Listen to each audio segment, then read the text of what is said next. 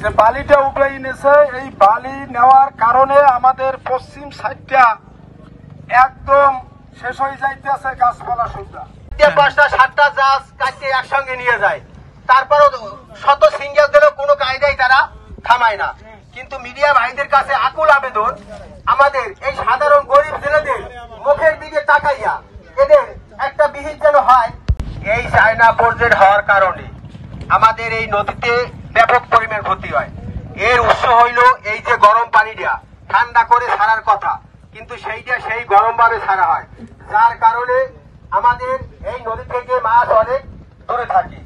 আর বিশেষ করে সকলেই বলে যে এই জাহাজ গেলে আমাদের সাধারণ যে জেলে ভাইরা আছে, এরা সিগন্যাল দিলে বা কিছু বললে ওদেরকে লাঠিসোঁটা দিয়ে ভয় দেখানো হয় যে এখানে স্থায়ীভাবে একটা বেড়িবাঁধ হবে, ব্লক হবে, কিন্তু আসলে আমাদের আশা সমস্ত আশাগুলো নয়। সেই জন্য বর্তমানে যারা দায়িত্বে আছেন এদের কাছে আমরা বিনীতভাবে অনুরোধ করছি যাতে করে জানো এই বেড়িবাঁধটা স্থায়ীভাবে অনুস্বাক্ষর করা এবং অন্যান্য অংশীদার সাথে ভবিষ্যতের সমস্ত মতনৈক্য বৃহৎ মীমাংসার ভিত্তি হিসেবে ব্যবহার করতে আহ্বান জানানো। সমস্যা দুই রাষ্ট্রের মধ্যে থাকবে, কিন্তু সমাধানের একটা পথ থাকবে। এখানে আন্তর্জাতিক অনেক সংগঠন আছে, সংস্থা আছে, দুই দেশের রাষ্ট্রের মধ্যেও সমাধানের পথ আমরা নিশ্চয়ই বের করে নিতে পারি, এটাই স্বাভাবিক। কিন্তু সেটার কোনো পথ যদি খোলা না থাকে তাহলে তো মুশকিল। কিন্তু আলাপ আলোচনায় তো বসতে হবে, সমাধানের পথ করতে হবে। আমরা যেমন আমাদের সমুদ্র সীমা সেটা আমরা যেমন বিজয় অর্জন করেছি আন্তর্জাতিক আদালতের মামলার মধ্যে দিয়ে, তো এটিও আমাদের সেই সব পথ খুঁজতে হবে এখান থেকে মধ্যে দিয়ে আমরা এই সমস্যাগুলো সমাধান করতে পারি। আমি এখানে এই কথা বলে শেষ করবো। এই বন্ধ হয়ে গিয়েছে। বর্ষা মৌসুমে যখন বাঁধগুলো তারা খুলে দেয় তখন নদীতে বন্যা দেখা দেয়, এর ফলে ভাঙন দেখা দেয়। অর্থাৎ আমরা দেখতে পাচ্ছি এই বাঁধ দেওয়ার ফলে ঘটনা কিন্তু শুধু একটি হচ্ছে না যে পানি প্রত্যাহার হচ্ছে, পানি প্রত্যাহারের সাথে সাথে বন্যা দেখা দিচ্ছে, পলি যেটা আমাদের সাগরে এবং আসে সেই পলিটা বন্ধ হয়ে যাচ্ছে, নাব্যতা হারাচ্ছে, অর্থাৎ নদীর যে গভীরতা সেটি হারাচ্ছে।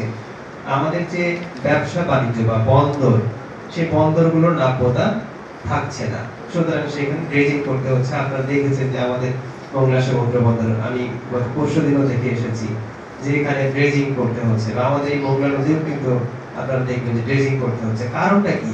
কারণটা হচ্ছে যে এখানে নদীর স্রোত নেই। স্রোতটা কেন নাই? কারণ এই নদীগুলোতে বাঁধ দেওয়া হয়েছে। এরপরে হচ্ছে মিঠা পানির প্রধান উৎস, ৭৬% উৎস হচ্ছে আমাদের এই নদীর পানি। অর্থাৎ আমরা যে পানিটা সুপেয় পানিটা পান করি, আমরা হয়তো মংলাতে একটু লবণাক্ত পানি পান করি, কিন্তু সারা বাংলাদেশ কিন্তু আমরা মিঠা পানি। ৬৫% পর্যন্ত বিদ্যুৎ বিল সাশ্রয় করে আপনাকে রাখে প্রশান্তিতে। ওয়ালটন ফ্যান হাওয়া বদলে দেয়। সংগ্রহ করি এবং তথ্য সংগ্রহ করে প্রকৃতটা আমরা জেলেদের তালিকা তৈরি করি। আমরা কখনো মেম্বার বা আমরা চেয়ারম্যানের কাছ থেকে আমরা তালিকাটা নেই না। আমাদের অফিস স্টাফ থাকে, তারা নিজে গিয়ে যারা ব্যক্তি যারা গিয়ে তারা সেই তালিকাটা সংগ্রহ করে।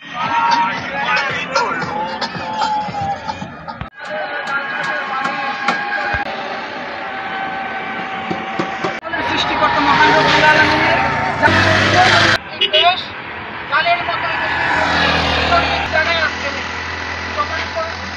বাগাগড়ার মাধ্যমে নদীর পাড়ের যারা বসবাস করে, উপকূলে যারা বসবাস করে, তাদের জন্য ভাগ্য নির্ধারক হয়ে দাঁড়ায় এই নদী। নদীর কারণে পলি মাটির সৃষ্টি হয়, ফসলের উর্বরতা, ফসল বৃদ্ধি হয়।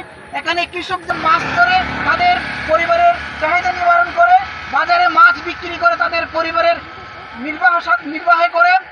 এই নদী আমাদের জন্য আল্লাহর পক্ষ থেকে এক নিয়ামত। আমাদের জন্য আবার এই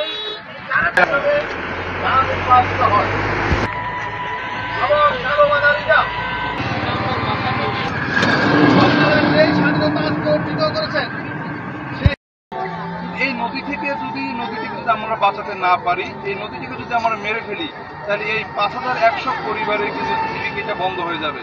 তাহলে এটা আমাদের জন্য কোনোভাবেই কেমন গাড়ি চলো না একটু